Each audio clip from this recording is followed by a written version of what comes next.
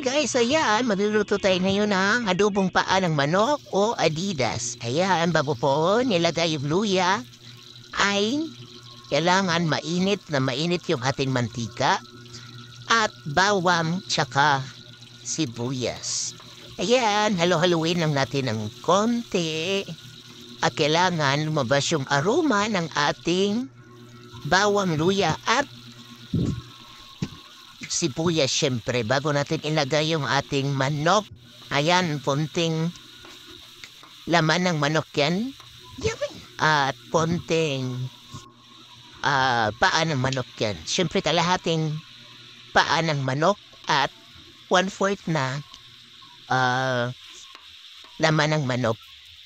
Kasi syempre may anak tayo, hindi naman tatayanin ng bata na tafagat ng paa ng manok, di ba?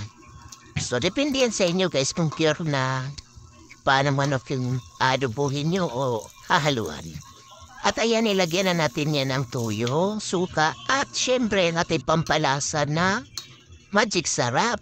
At naglagay rin tayo ng konting asukal dyan para manamis-tamis naman yung ating sauce. Kasi ako gusto ko yung adobo na medyo manamis-tamis. Hindi naman siya gano'n katamis.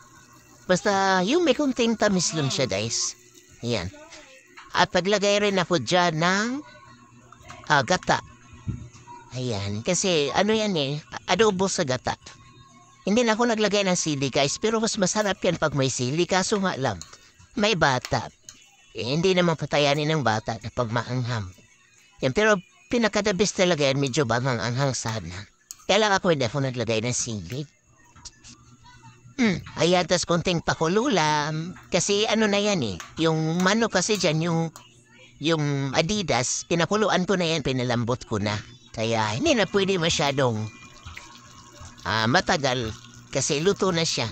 Ayan, pumulo-pulo na siya. Ayan, ready to serve na. At pwede nang kainin yan. Ayan.